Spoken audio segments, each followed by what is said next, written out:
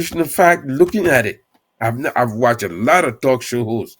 I've never seen them take out the Constitution, look at the various articles, or even take it in a search for the truth. No, we are opinionated society. Okay, very happy we hide behind opinion, because to hide behind opinion, you're hiding behind a group. Nobody wants to be seen as a lone wolf or ostracized. Everybody want to hide behind a group. Okay, so we just take opinion. We're not looking for the truth, because sometimes the truth hurts and sometimes the truth puts you in a lonely position. But that is the problem. That is the problem.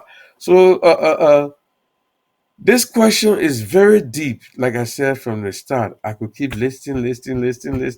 But as we go on to discuss, then maybe I will shorten these things down That's from true. the historical to the young people, like you who feel that when you get a degree, you're gonna be deputy minister, assistant minister. We all know during our time, when you graduate from LU, you must be happy if you get supervisor position. Supervisor, because you had to go up the ladder. Okay. Now when you get BSc, you think you will be assistant or deputy minister. Okay. Yeah, these are the dichotomy, and education is good, but you got to mix it with the experience. I'll give you an analogy. President Tower brother, who always here became one of the best finance minister, Stephen Tower, right? Stephen Tower was Liberia's first agriculturist. His father was vice president. His brother was vice president, and when he came from college, you know what they did? They made him supervisor at the Ministry of Agriculture, even though you were vice president brother with degree coming from abroad. He was a supervisor. He wrote through he was like the first, let's say, agronomist, someone who went to school and did forestry. So he did forestry. That's what this Stephen Tower did. I thought a very business minded. IQ is different from education. Okay, so uh, the president was always going to do, came from a Bible degree but was made a supervisor. He rose up to the rank of director and tenant, and later on he went to the FAO. So Liberia had that culture of experienced leadership, because you had to go through the ranks. But now your young people, you don't want to go through your thing that coming from the classroom makes you an assistant minister or a deputy minister. When things are put before you now, you get lost. But it's good for us to bring the system back together. I mean, I love the youth. You guys are smart. You guys can be a supervisor and come with good idea that the next thing you know, you're director. It's not to say that I'm downing you or not winning your idea, but you have to be tested and tried. And then we'll choose the smart ones from among you. Not everybody that comes to our office, look at those who recommending good things. And we'll choose the smart one. You look director, assistant minister, you go up the ranks. Okay, so That's true. That's true. Um, it's deep. This yes, topic is deep. You know. it is a deep topic, and we're gonna have a great in-depth point come as the show goes on. We're gonna have a lot of great things to talk about, and a lot of great ideas gonna come up. I know we got a couple of guys that are gonna be joining later for us to have a really, really nice and unique program, which is the Diaspora Talk. So let me bring in Vifi. Vifi Dolphin, let me bring you in with the same question. Why is Liberia in political crisis? Because there's a lot of things going on within Liberia. Everything just upside down, things head to toes. What do you think? Why is Liberia always within a political crisis? Okay, thank you, Pastor. First, let's look at what a political crisis is. When we talk about political crisis, we say political crisis refers to a situation that is characterized by excessive influence by certain sectors, or certain individuals, you know, and these are entities, that get so powerful, and sometimes these powerful sectors or individuals are in the minority most of the time, you know.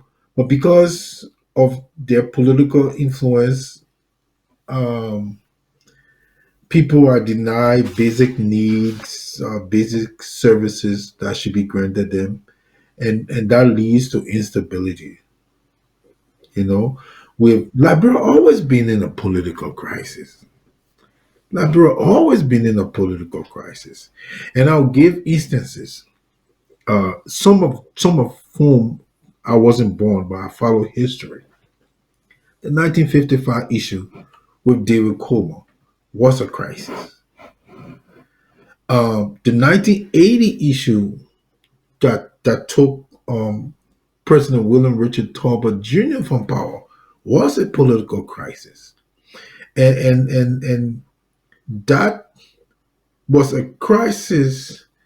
Especially when you talk about political crisis, that's something that has to do with instability. Most times, it has to do with the military.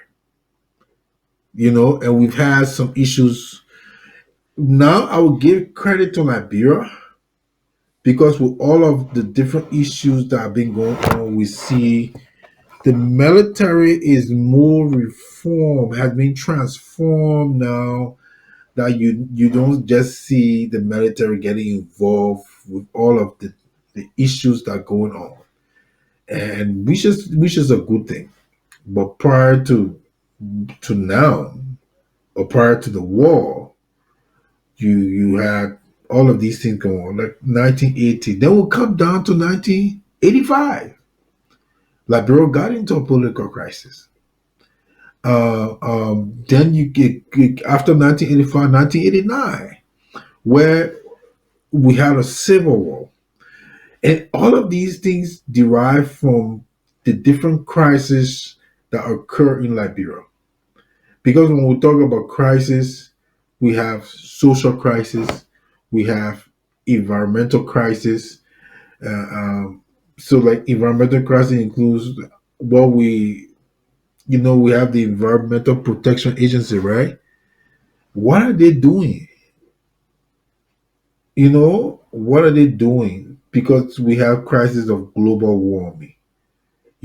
Are they doing anything about global warming? You know, uh, and global warming is very catastrophic. Look in let me just bring you back to America. Places that were having snow got snow. As I speak to you now, it's snowing in Atlanta, Georgia. It's snowing down south. You know, and for us in the Midwest, it's a normal thing for us. All of these things are occurring because of global. But let's go back to Liberia. I would say Liberia always been in a political crisis. Reason being, um, the 1%, the 1% tries to hijack, you know, the fate of the people. And at the end of the day, everybody suffered. You know, people who strive. If you look at all of these things, like the 19s, I wouldn't call it the 1979 rice. I was call it the 1979 rice demonstration. I wouldn't call it the 1979 rice riot. That was a crisis. You understanding me? That was but there's something there though. There's something in that crisis that eventually led to the 1980 coup. I know that different factors, the people had different stories that contributed to the 1980 coup. But it was a factor that led, because from that rights demonstration, the government put the military outside, you know? And from there, the military felt their power. The military felt their strength, you know? So, and then 1 year, 2 days to the 1 year anniversary of that crisis, there was an overthrow. and I'll tell you, there were even crises before the 1955, some of which we are now very welcome to. But those are the ones that we grew up in. You know, I was born 1980. I was very little. I couldn't remember, but I followed history along the line, I got to understand the effect. 1985, I was young, but I could understand the crisis that was going on. You know, and when these crises occur, the just suffer with the unjust, and we know how the political crisis affected all of us.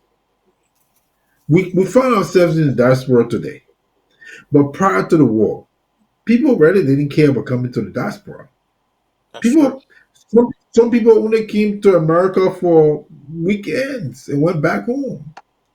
But now everyone in Liberia is seeking greener pasture, you know, because they don't have it. You have like Brother Tucker just said, people get degree today, they won't be supervisor right away. You got degree today, you think you should be minister without getting any experience. And one good thing I learned about America, you will grow.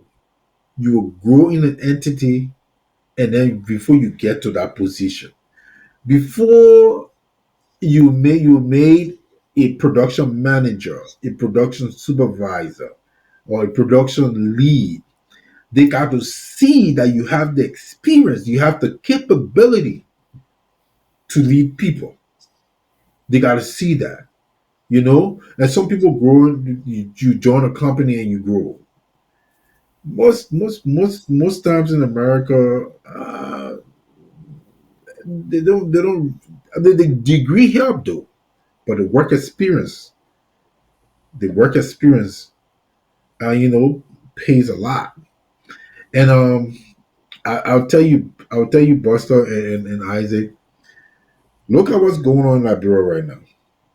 Sometimes I sit and wonder. I know President Borkai, General makes him 1 year since he took office, but I haven't really seen a lot of difference. I haven't really seen a lot of difference in Liberia.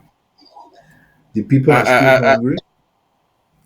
I think you should stick to the question So and leave my papier. I think what he's saying Yeah. Okay, it okay, still okay, Leave my falls papier. within political okay. crisis.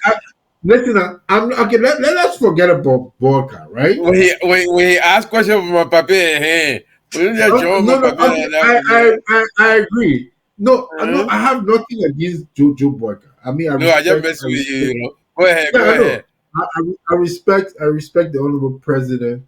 But what I'm saying, I visited Liberia when in during the previous regime. My first visit to Liberia after 20 years was in 2021. When I went there 2021, it was my first time going back to Liberia after 20 years. Mm-hmm. And I went back 2022 as well, and I was there in 2024. But the same experience I had in 2021 is the same experience I encountered in 2022. It's just the only thing was uh, uh, we had different individuals. You know, poverty is still on the rise. Security is not guaranteed, and it's kind of scary. I'll tell you, Isaac. You leave. There were many days I was in Liberia. I just wore a t-shirt and the slippers and I was walking around. People knew I was not from there, and they would just walk to you and beg you. You know, and sometimes, yeah, for us who grew up in Liberia, it's fine. But someone who grew up in the States, they will get frightened to see someone just coming to them to ask for money. They would think that, oh, I'm about to get robbed. But even when you go to the store, you see bunch of people there. It's not that they want a bag though. It's the fact is they don't have it. Sometimes we say, oh, the Liberian poor lazy. Okay, is there opportunity for them to explore to make themselves sustainable? If there are opportunities that are there, what is the opportunity? And one thing, everyone is congregating in Morovia, you know? So it's I think it's a burden on the government too, because everybody want to live in the city. Everybody want to live, and you go into the rural area, not too many people there. Everybody trying to make to see greener pasture, you know. But I'm not here to shift blame or to throw stones at everybody. But I'll tell you something. Liberia is in a political crisis, and Liberia can get out of that political crisis. That is based on our mindset, and not only we shouldn't only blame the president though. We shouldn't only blame the executive branch, that enforce the law. But we should blame every Liberian who is in Liberia, who goes there to make an impact, or who grew up there that's making an impact. Are you making a positive impact in Liberia? That's I true. feel I feel that leaders in Liberia are not making impact very positively that will help the people. I see now that individuals are really making some progress. Look, I beg to call names. I'm not a fan of this guy, Musa Belite, but I'm seeing that he's carrying a lot of development in his home county. I don't know if he's doing it for political reason, but I see he's building bridges. He's paving roads, and I'm quite sure it's not from his 15,000 that he received. He received every month, even though that is way. And the funny thing, how Liberia won't be in a political crisis when a country like Liberia, lawmakers make more money than the lawmakers in the greatest country on earth. The great United States of One of the America. poor, one of the poorest country, lawmakers make more money than one of the richest or the most powerful country in the world. And then, but the thing is, sometimes I feel that maybe, sometimes I feel the people are complacent. Sometimes I wonder if they're satisfied with their suffering, or they get so used to being in the situation they're in, so they find it acceptable. Before I got to Liberia in 2024, I landed in Ghana. Ghana, the airport, look at the people airport. It's way advanced. When I got to Liberia, we landed, we had to walk, get off the plane, walk down, get in, and we were like struggling, everybody tussling to get the luggages. When would these things become better? When would there be check and balances? One regime gets there, you criticize the next regime. When you get there, you don't do any better. And not to blame anyone, but to say Liberians must develop a Liberianization mentality. You know, for Liberia to be developed, for Liberia to advance, we must get involved. Because, but if I only want to if I'm only concerned about my own wealth, or if I'm only concerned about advancing myself, when I'm in position of trust and now focusing on what should be done in the country. The president cannot do everything. The president is not autopus. He can't be everywhere at the same time. He's not omnipresent to be everywhere at the same time. He's not omniscient to know everything that's going on in the country at the same time. Even though when anything happens, we will blame the head. But what are we doing as citizens of Liberia? What are we doing as leaders of Liberia? You know, Liberia is facing even a cultural crisis. That's When you that's a find the that's right. chief, You're right.